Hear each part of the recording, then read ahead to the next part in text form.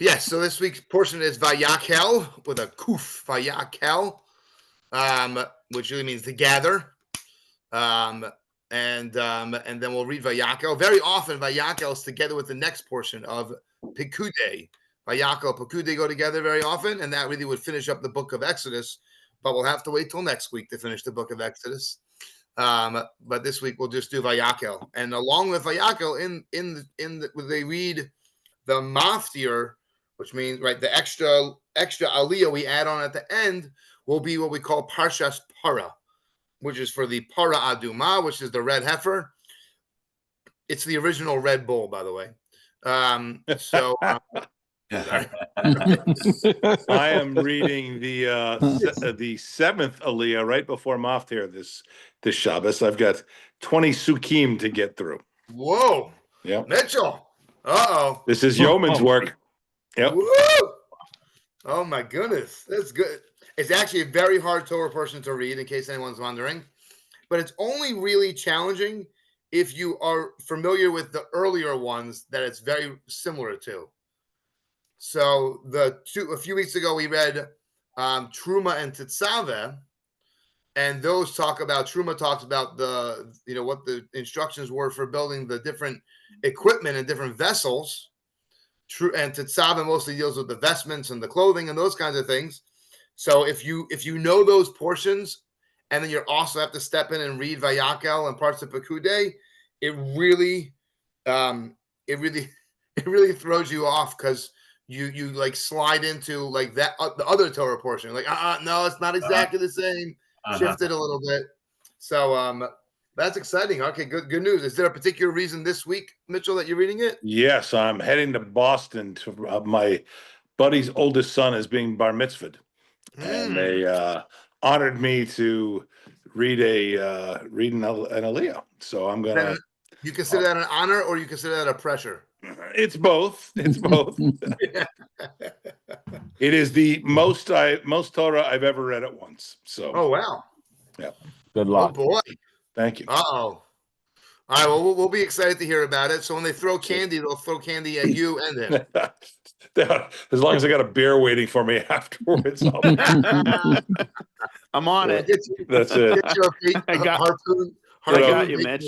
All right. That's where you're allowed to run out back and do a little shot of whiskey real quick, and you're good to go. Yeah.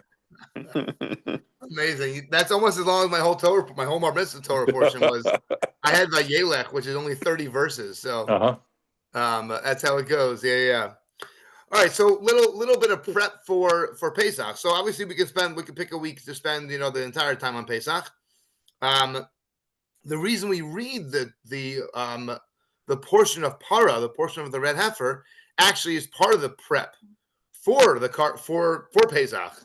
Because in the times of the temple, times of the Beis HaMikdash, if you wanted to partake of the Paschal Lamb, of the Carbon Pesach, and participate at the Seder in that fashion, you actually had to make sure that you were spiritually pure, which meant if you came into contact with a dead body, so if you were involved with a burial, you were involved with a Chevra Kadisha, you were whatever it was, you're a doctor, whatever it was, if you had that, if that was part of your challenge, or something, part of your experience, I should say, then you'd have to, if you want to go ahead and be able to participate in the carbon and the offering of the Pesach lamb, then you'd have to make sure you were spiritually in the right place for that. And if you were still someone who had come into contact with a dead body, then there's a purification process that has to take place, which includes having the ashes of the red heifer sprinkled on you. And that is part of the process of becoming back to your full, pure, holy, kadosh state. And but if you didn't take care of that, so we read it actually as a reminder of like, hey, buddies, Pesach's coming. Make sure you're where you need to be, and make sure you're in the best position possible. Nowadays, we don't have that. Obviously, we don't have that red heifer process. But first of all, we still try to keep that as part of our tradition. And also, it's a good reminder that Pesach is coming. Guess what, right? So most of us, start to feel like, because you have, if you definitely live in Memphis, you got to start ordering your food. Otherwise, you might not get it. Although this year Kroger's been phenomenal. They have a lot of great stuff at Kroger this year. I still did do a co-op order. My briskets are coming in on Sunday, and I got to keep one. I'm going to keep one out so I can smoke it up for the brisket Seder and schmooze. So that's we got to get that going. It will not be kosher for Passover. It'll be on my pellet grill, which is not kosher for Passover. But that's how it goes. We have to get a separate grill for Passover. So that's what Parah is for. Now, the Parah process is very interesting. Is actually, we've talked about this in the past. The Parah Adumah process, the red heifer, is actually one of the areas of the Torah that's actually quite puzzling. It's one of the areas that King Solomon, the wisest of men, he actually expresses his a little bit of confusion and surprise about. I just don't understand this mitzvah. More of the fact that the Parah Adumah, the ashes are used to make somebody tahar, to make them pure, but the person that actually does the sprinkling of it, the guy that does the sprinkling, he becomes impure when he sprinkles. So he doesn't become the same level of spiritual impurity, because you have this vicious cycle, right? He just becomes a lower level of impure, but he does become impure when he does it. And that's puzzling, because you're the guy giving over the process of purification, yet it makes you impure. That's kind of challenging. Is the concept that you're around so many impure people that just by being in the wrong place at the right time, or the right place at the wrong time, you become impure? There could be this. There could be some lessons like that. I think, they come up with different ideas, but, someone like King Solomon, he was, looking for like something that's, very solemn, King Shlomo high level type of understanding of it. And he wasn't, he was puzzled by this. So there certainly is that concept. We can certainly learn lots of lessons, and we can talk about, if somebody is a doctor that has to administer certain medicines, so we know that those medicines actually, for the person who's going through the sickness, they need this, right, to cleanse out their system or whatever it is. But the person that's administering it has to wear all that, all the doctor stuff and the masks and everything, so that they don't, get challenged by that, that medicine or whatever it is. So the concept is something that we can sort of wrap our head around, but from a spiritual standpoint, from more of that type of area, that's where King Solomon was very puzzled by it. It's an area that, some research has been done about it, on it. I've done some, but, it's the type of thing where there's a book called the Sefer HaChinuch, which literally means the book of education. And he actually goes through every mitzvah, and he gives you where the verses in the Torah are, where that mitzvah comes from. And he also goes and he gives you the roots, like what's the root of the mitzvah, or what's the purpose of this mitzvah? What's the reasoning or explanation behind it? So he gives something over when it comes to the red heifer. But even when he does that, he starts off, I believe, if I remember correctly, he didn't look at it today, but I believe when he talks about it, he does speak about how this was puzzling to King Solomon. But I'm going to offer some explanation so that we can, wrap our head around it a little bit, is what the Sefer HaChinuch does for it. But that's the idea of the red heifer, to get us into that mindset, start to get ourselves into the Pesach world. Obviously, which is very helpful, because our lives are busy, and if we're not careful, it will surprise us, and then it only gets more and more hectic, right? So if we do little bit by little bit, or start to get ourselves in that zone, in that mode, then it can become a much more enjoyable process if we allow ourselves to start the preparation a little bit earlier, right? Then it's not as overwhelming. It's still overwhelming, but not as overwhelming. So that, I think, is just the beginnings of that, of getting in the Pesach mode. What would I say? I was talking to someone this week about Pesach, and about about starting to get into that zone. And this fellow likes to come up with a theme that he likes to try to apply to the Seder, to kind of make it a little more relevant, a little more practical, or let's say a little more, today's day and age. Like, what's it here for? What's it telling us this year? And I think everybody is going to have a different way that they connect with it, because everyone had different experiences over the course of the year, and the way the Seder will speak to us, right, is going to be different for every person. We talked last week when we talked about Purim. Not last week, whatever it was, 2 weeks ago. When we talked about Purim. We talked about the energy that lies within the month of Adar. So the month of Nissan, where Pesach is, the energy of the month of Nissan is the energy of Geula, is the energy of freedom. Different than Adar. Adar is more of like a salvation, more of like overcoming overcoming our enemies, right? As opposed to when we talk about a freedom, right? That's us being released from something that's holding us back or keeping us captive. Right, so that's really the theme. Geula is the theme. Redemption is the theme of Nissan, and obviously, everyone's got their things, right, that they feel shackled by, and obviously, it's much more real. I think in a very real sense, as we've had many people this year. Thanks God, many people that were returned from their shackles and from their place of bondage. Some were not returned alive, right? But that concept is very, is perhaps, thanks God that we ourselves are not dealing with that on a personal level, but we do have things that shackle us, that really, really hold us back from allowing our best self out, or for us to even learn enough about ourselves.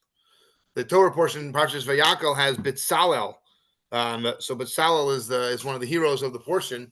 He's the one who is appointed to actually build the tabernacle, build the Mishkan.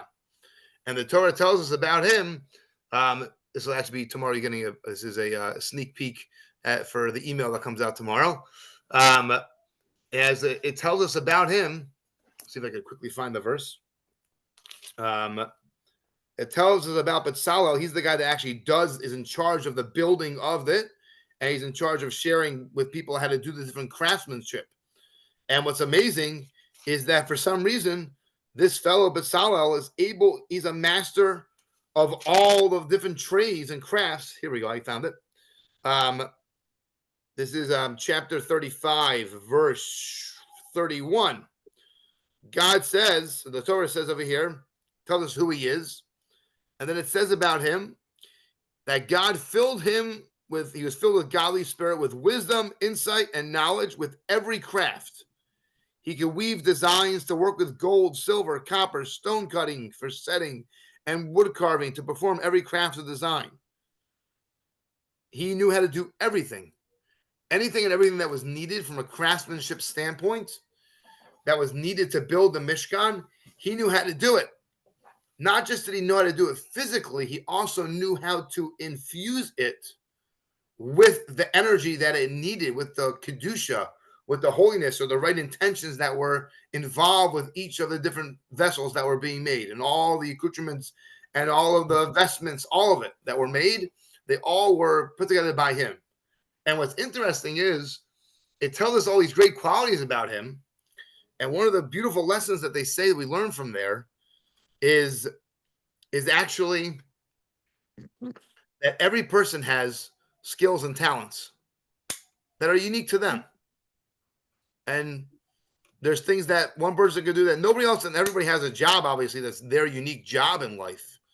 But even from a skills standpoint, from a knowledge standpoint, from a wisdom standpoint, from a patience standpoint, whatever it might be, right? The ability to guide others, perhaps, the ability to help others do things, right?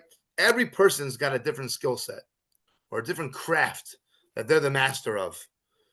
But the first step is that we have to know that about ourselves. Very often, we don't necessarily know that about ourselves. We get to see glimpses of it, but we don't necessarily go ahead and explore it, which is one of the reasons why it's so important to actually give compliments to people. Because sometimes you get complimented about something and you're like, nah, that's not really me, right? I'm not really so good at that. And then you're like, no, really, you are. And that was really amazing how you did that, right? So it's something that everybody has this has something that's theirs, and it's part of their purpose, part of their reason in this world, in life. So this shackles that we talk about, perhaps part of the redemption that we speak of this time of year that we're heading into, is part of this. Is part of getting to know who we really are. And whether that's, taking some quiet time, whether it's some positive reflection time, whether it's trying to think over our what we give to others, how we deal with others, right? What our different roles are in life. Sometimes the last piece I'll add to this, and then we'll stop because it's a little bit late, is sometimes if there's an area of challenge in our life where we are going through our own character trait type of challenge, very often within that challenge lies our purpose, or lies, who we are and what we can bring into the world. Perhaps that's a big piece of that. So part of we deal with the concept of being enslaved, the concept of a salvation, the concept of being more of a freedom, right? Being redeemed. This is part of what we talk about. And this is something to start to think about in regards to our own journey. If we think about that for ourselves, then it'll be a lot easier for us when we try to share with others about Pesach or share with others about the Haggadah experience, right? And we can look over the Haggadah, even before Seder night, we can look over the Haggadah and to start to look at it maybe from this perspective of like working through and finding ourselves and bringing ourselves out, right? Out of our shell, out of who we are, who we're hiding from ourselves, hiding from others. And part of our beautiful journey is actually to figure out who we are and then to work really hard to make it the best version and then to share it with others and use it for the purpose of bringing light into the world. And this is, I think, the beginnings. So the Parah Adumah is the beginning of that prep. The Torah portion is the beginning of that prep, starting to get into that space, into that mind, that mindset, that mode of looking to the month of Nissan, which starts in a week and change, right? We can look to that month to be the month that will bring us a salvation for ourselves, to bring for us a redemption really for ourselves. And if we do that, start to get into that mindset, we'll have we'll have an amazing purpose-filled weeks as we get ready and prep for Passover. So God willing, we should merit to tap into that energy and have the intellectual honesty and emotional honesty for ourselves, and to let ourselves get there, God willing. Can you hear that song? Amen, amen. All right. Any thoughts, comments, rebuttals? What are you talking about?